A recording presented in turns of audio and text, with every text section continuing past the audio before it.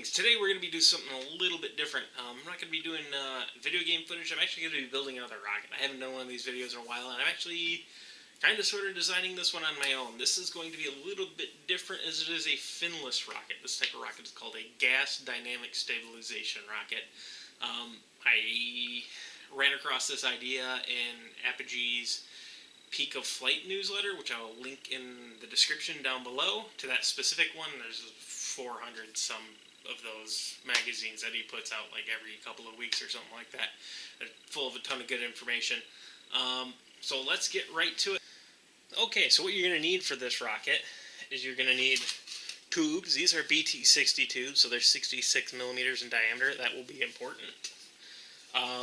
You will need two of them, or one long enough to cut into two pieces. A nose cone and parachute. This is off the ill-fated Mega Mosquito, of which I had one good launch, and then something broke every single other time I launched it. That's for good luck, or luck of some sort at least.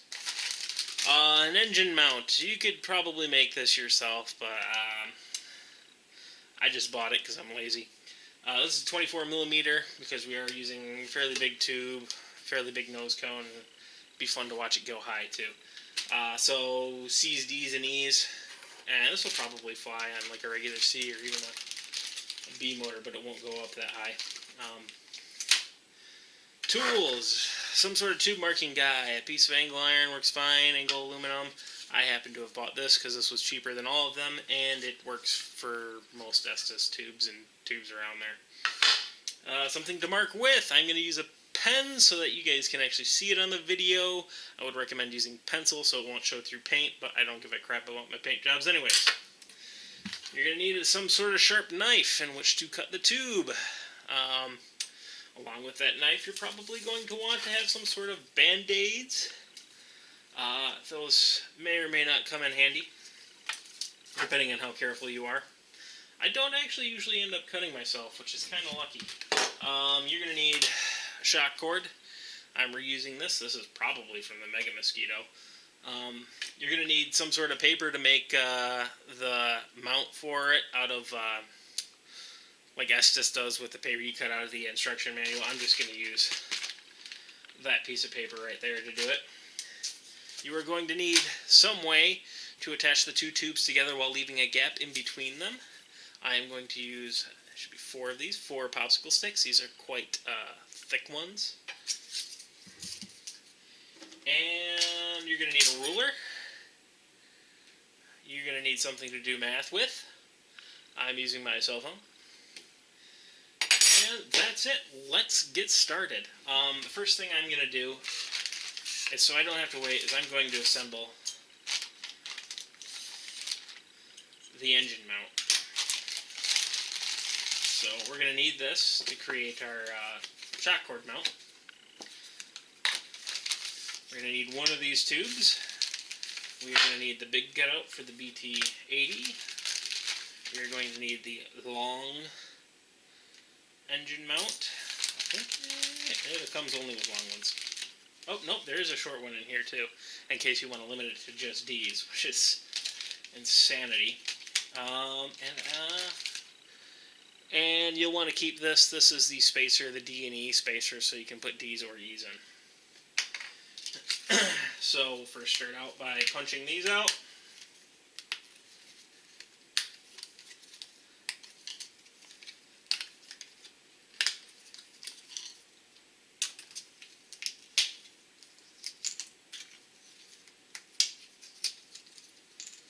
Alright.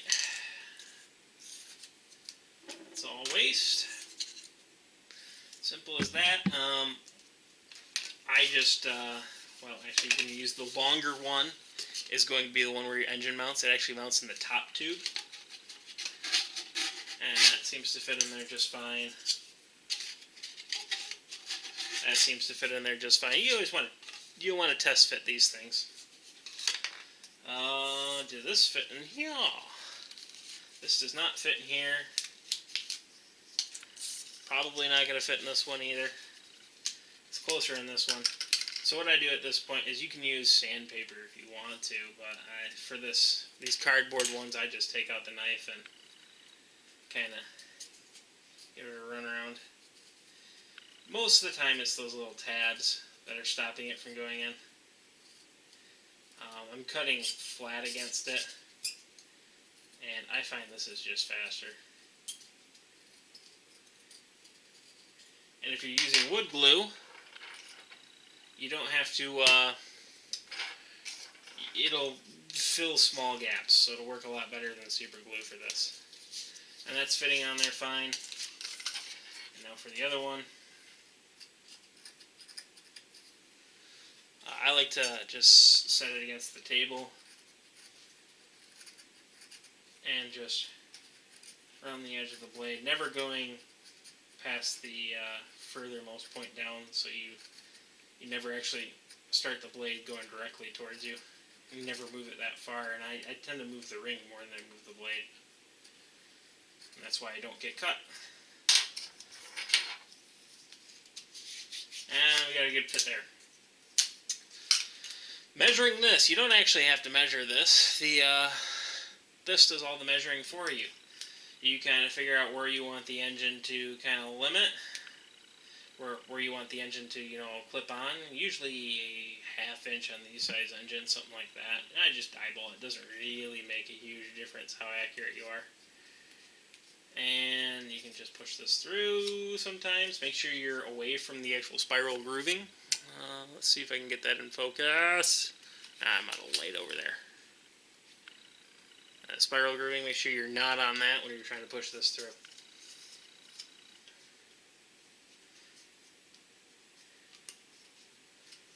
And you go one corner at a time because the corner is sharper. And ta-da! You've got an engine mount, and it will be fine because this is going to do all the measuring for you because your engine's going to block up against the top side. Your engine block's going to go on the top side of there. Speaking of which, we need to put the engine block in. I obviously do not care about this table. I would highly recommend, if you do care about your table, that you use a cutting board. Engine block is going to be one of the small guys. Get it fit right in there. Yep, that works. Time for glue. I tend to go a bit heavy when it goes to the glue, not because it actually promotes a better bond, it probably doesn't, but it takes longer for it to set, and that gives you more time to kind of move this stuff around. Because you do want to get this as flat in there as possible, and just kind of smear the glue around. Yep. And then once it hits the back, once it hits the engine mount actually going in, that's when you know it's into the depth you want. And from there, give your hands a wipe. Grab this, push that in, make sure it's all nice and level. Take it back out, make sure this does not get glued in the wrong side. And you're done as far as that goes. And then these, you can be specific and measure it and all that, but it really doesn't make that much of a difference. I like to put the top one, however, right on top of that ring, because there is some reinforcement on the inside. I don't know if that's actually going to transfer or do anything special, but that's where I'm going to put that ring. And this ring, I like to leave a 1/4 inch from the bottom.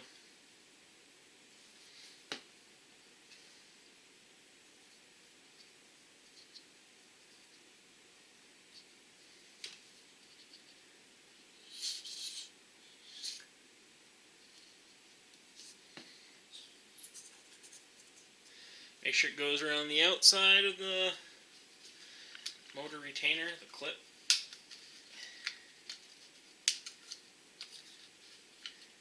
And come on, you went on the other side.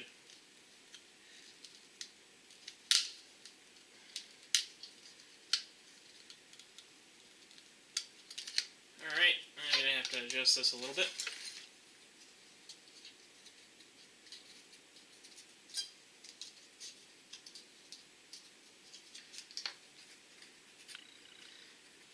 this is where you hurt yourself. I haven't, thankfully. But you're like, oh, I'm in the middle of something else, and now I got to go back and do something with a knife. That's when you have to be patient. It's another reason to use more glue than you think you're going to need to use, so that you get more time to do this with. Give it a good roll, and you'll see where it's not quite right.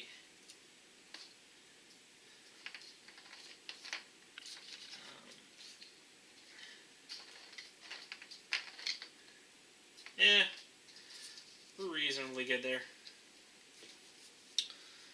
And then we're going to go ahead and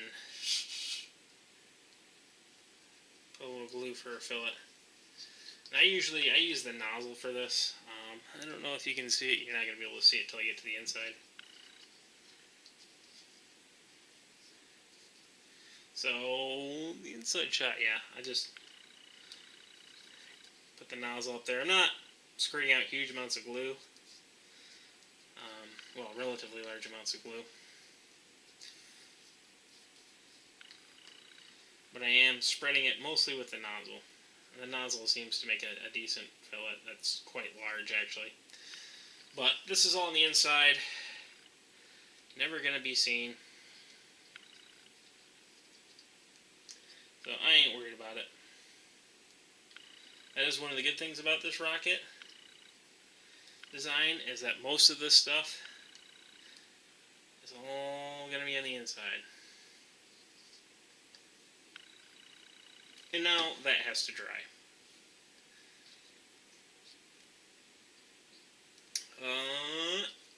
Set it aside.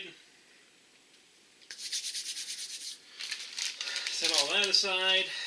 Now we have to figure out two things. Well, we have to figure out a lot of things, actually, because there is some actual math involved in how to do this. The gap between these, because the motor is going to be up here, there'll be a small gap by the popsicle sticks, and then this tube. The gap has to be a certain size, the bottom tube has to be a certain size, and it's all based on the diameter of the tube and the whole length of the rocket. This is all in the Peak of Flight newsletter, but I will go through it since I have to do it anyways. I know that the area, so the circumference of this times the length of the area missing, it has to be, more than the diameter squared. The diameter is 67 millimeters, so times 67, we got to get 4,489 millimeters squared in order to have the right size.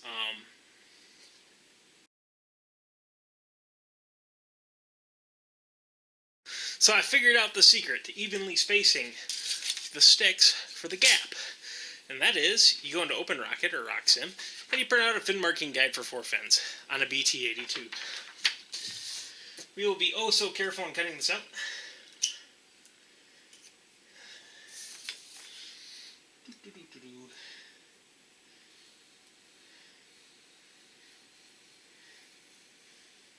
That's actually pretty good. The important ones are the edges. So I will actually take time doing these.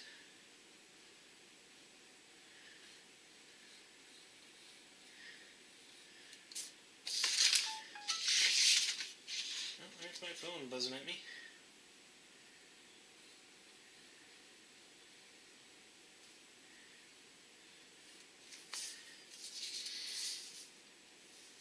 And I only need one pointer side cut out.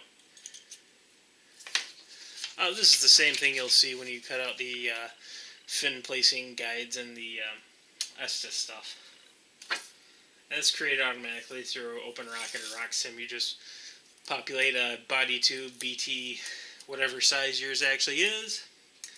Put that many fins on it, however many fins you're going to use, or however many popsicle fins you're going to use. And go to town.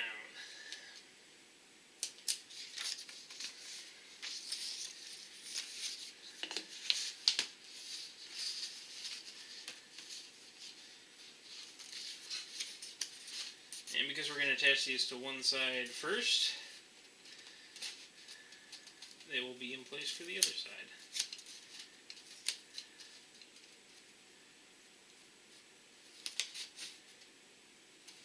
That'll be close enough. Like I said, as before, I'm using pen, you use pencil. It has nothing to do with the fact that I couldn't find a pencil.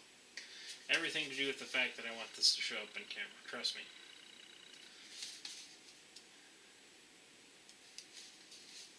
You also might want to actually tape this to the tube too, but I did alright. Done! The other thing we want to do is I'm going to put launch lugs on this. Technically, I don't think it needs them. These are supposed to be super stable. One, the motor's way up high in the rocket, and the stabilization from the method, the gas dynamic stabilization, is supposed to be really powerful even at low velocity. But because the velocity of the exhaust gases of the motor suck in air through the hole, and that's what stabilizes it. So it's not necessarily the speed of the rocket that stabilizes it, like with fins, but the speed of the exhaust gases and how powerful they are to suck in air. But I'm going to go ahead and use a launch lug anyways, because I don't feel like trusting anybody about that. I have no doubt it actually works, but try and get your launch club to let you launch a rocket without launch lugs, not in a tower. And this is a bit, I don't think the towers and our launch clubs will really accommodate a BT-80 size. So I happen to have launch lugs all over the place. These are 3/16ths, because this is a 24 millimeter rocket. That's usually what I base it on.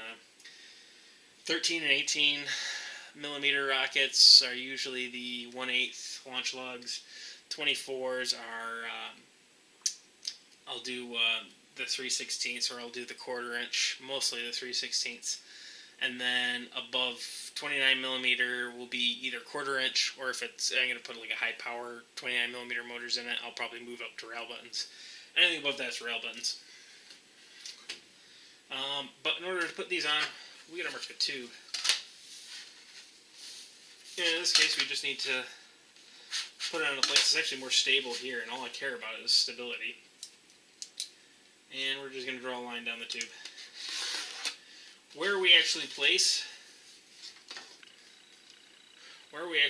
these is going to be at the end of the rocket. When I have something in here, I have a dummy motor in here, so I have the real weight of the rocket, so I can figure out where the center of gravity actually is. I can put one of these in the center, or I can space these around the center of gravity, basically.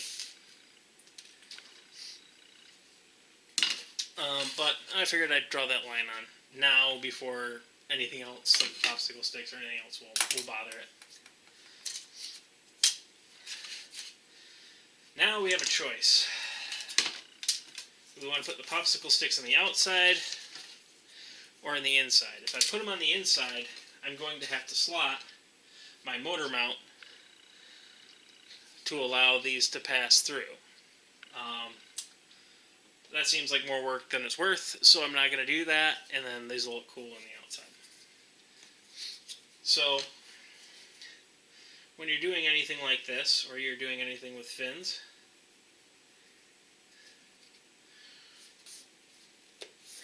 choose a side, left or right.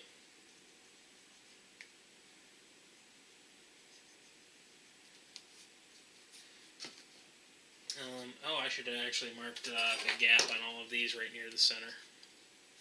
I'm going to go and do that. I got to do this with my hand because I already put glue in it because I'm a moron. Oh, these are 15 millimeters long. It means 7.5 is the middle. It means if we do it, it's 6 and a little, and 8 and a little.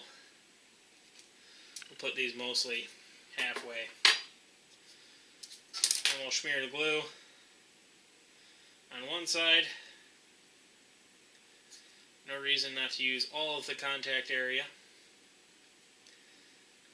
Wipe off the excess, and then you choose a side, left or right. And I'm going to do right, and you always line up toothpick just to the right of your mark. So you can actually see your mark when you do this. And now we wait. Because that has to tack up and dry. And I'll do the rest. I'm going to cut here. New popsicle technique. Use masking tape as a way of clamping it to the project. So you can actually do this in, a reasonable amount of time.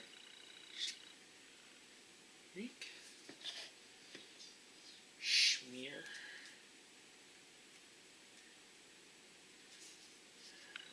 Probably didn't want to put the masking tape on first, but whatever. Get it on there right.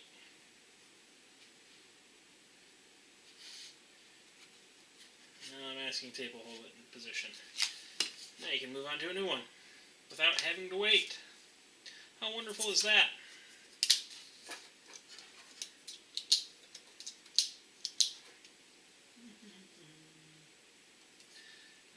Bang. Okay. Yep, I don't have to worry about being over tape.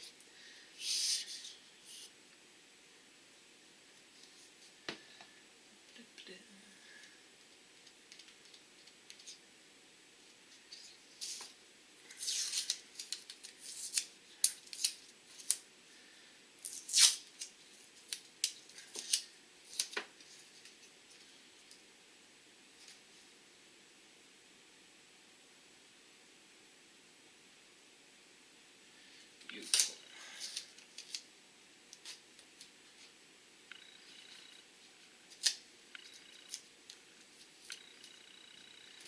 One thing I did realize when I did this is when I put the line kind of in between, I didn't put the line in between two of these, so as a result of that, I have to redraw the line somewhere, or just, it's not that big of a deal.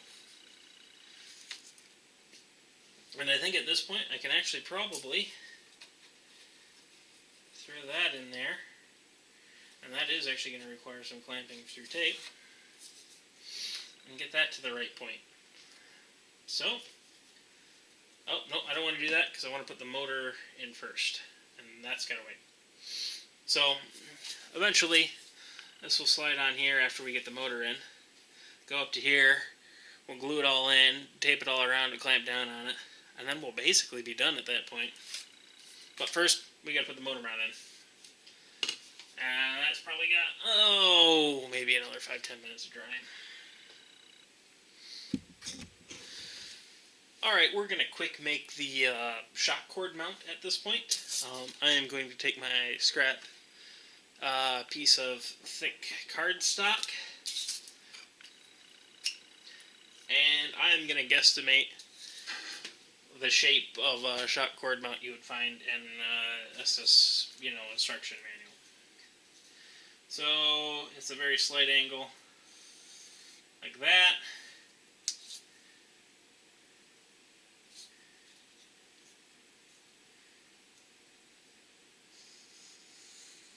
Like that. Cut across. Cut across. Pop it out. Oh, that one's too small. Sometimes you screw up. I'm not afraid to show it. Make it bigger. You get more paper.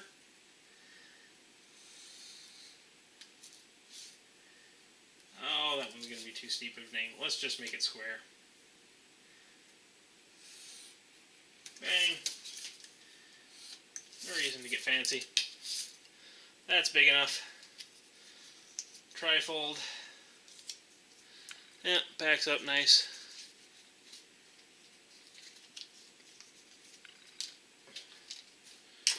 And then, oh, come on.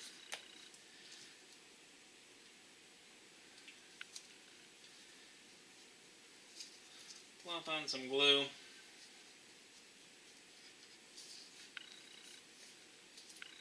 A little bit more. Nice even coating. Grab your shock cord, or one end of it is all you really need. You can try and zigzag this. I'm going to use the other end because this end has been used in the nose cone before, and it's all it down, and really you're gluing the paper to the paper, not necessarily in a shot cord, and you're creating a pocket which the shot cord can't escape from. So you want to make sure you get the paper in there. And if you're paranoid, you can always reach over to the side of your table where you keep all your clamps that you never use because you don't do any woodworking. And give her a good clamp. There. Nice and tight. I'm sure that'll set up just fine. Hopefully it'll be able to come off the clamp easy. We'll find out in about 10 minutes. And then we'll put it in the tube, but I am still working on putting the popsicle sticks on the tube, so that'll have to wait until all that's done. Alrighty, the engine mount is ready to be inserted into the rocket. It does need to, we kind of want the engine to be right about at the edge of the top tube. So there, I think I eyeballed this. If we go, right where that hook is, it's about 95 millimeters. Keep it all metricated. So ideally, we would put glue in at 95 millimeters, push the front end in, and then glue for the rear end, and I think we're just going to end up sticking it on the back of this. The knife handle. It's metal, the glue won't stick, it'll wipe off, and it's a cheap knife anyways. Big glob on there. Carefully measured out with my fingers. It was a bad idea to put those on first. Let's see if I can even get some in there. Alrighty.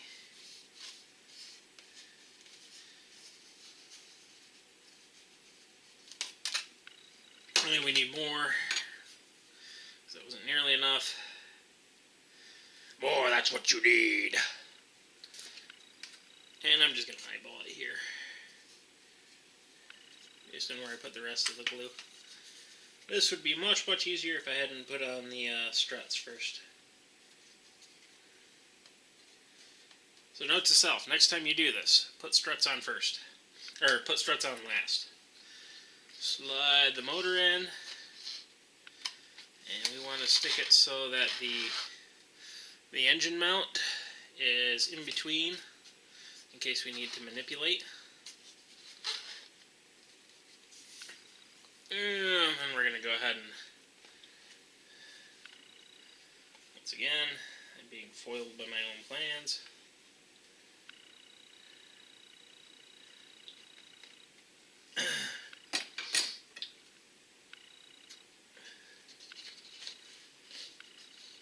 Smear it. It's on the inside, it doesn't have to look beautiful. Nobody's going to see it.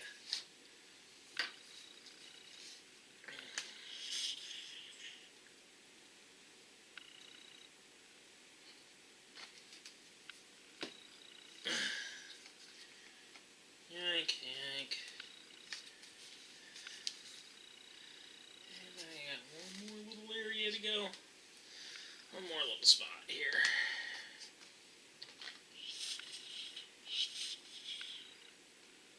Come on. That should do it. Get the smear. Push the motor in. That should scrape a lot of that glue back. Push it to the point where we want it. Right about there. We've got good smearage all around. Now we're going to go in, we're going to put a bead of glue on the outside. And I'm just going to put glue in there to smear around, because that's going to be easier. More than enough is the amount you want. Well, for a prototype like this. If you want to make it look nicer, spend more time on this. Yeah, whatever.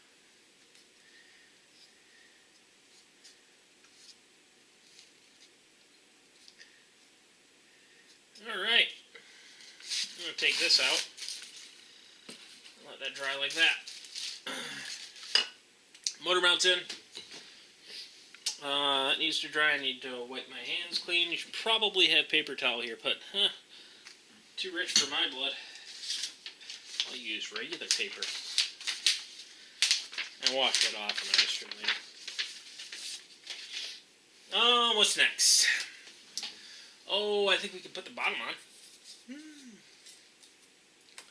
So, for that, we're going to have to do all 4 limbs at the same time. And we're going to want to clamp it with a really long winding piece of the Rocketeer's secret weapon, masking tape.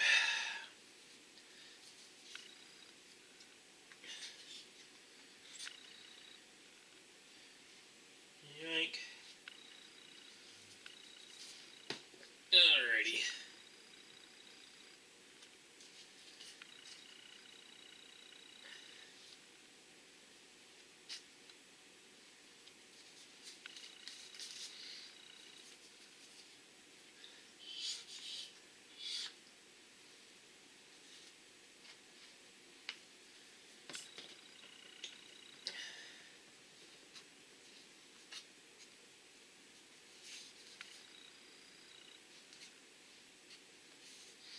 Alright, all the fins are glued on the inside. Slide him in to the right position. And begin the wrap right here. Alright, on the rearward side, bring it around, all 4. And then give it a twist so that it goes around. So we can make sure all of our sticks are putting pressure where pressure is needed.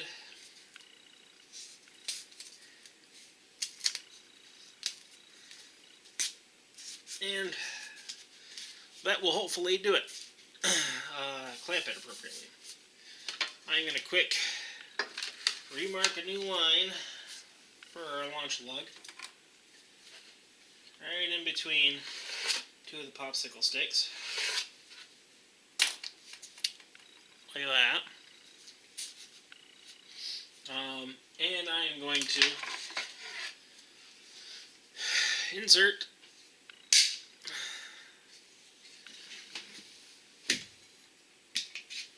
the shock cord mount, which is now thoroughly dried together. I like to give them a little bend to conform to the side of the tube a little bit better.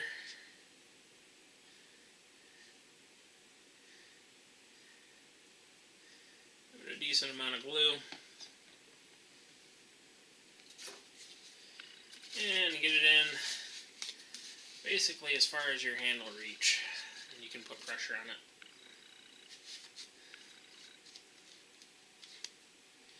Make sure that it is at least farther than the shoulder of the nose cone.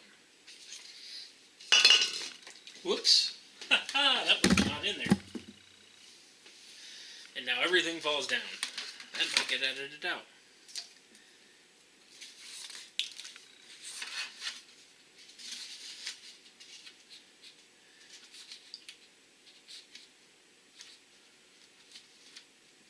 Alright.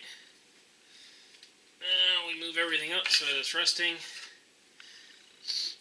And now we let everything dry. The last thing to do, tie the nose cone on and put on the, grab a motor so we can find the center of gravity on a nice E motor. And figure out where to put the launch lugs, which will be next. And then paint it.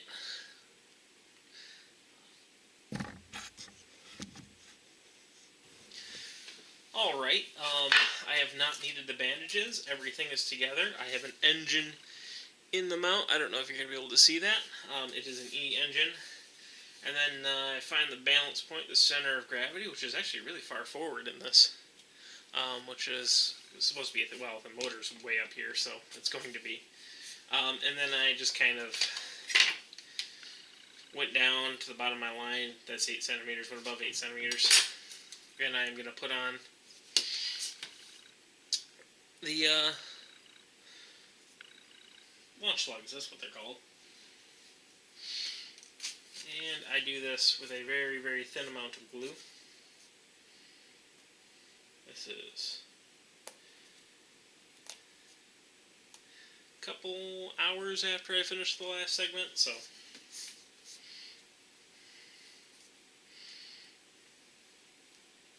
I'll just put it right there. Just a tiny amount of glue. I want it to tack up really, really quickly.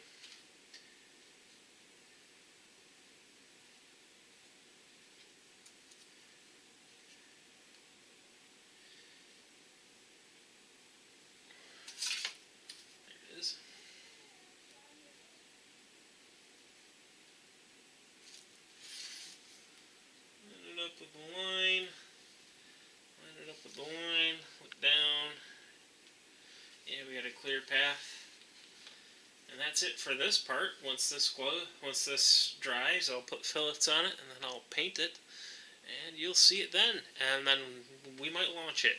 It might be a week or so.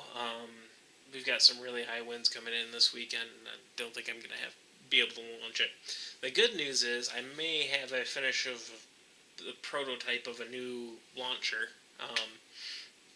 I'm on the last stages of doing it, something interesting, and I will go over how I built that as well, as that the first one is my most popular video on the channel right now.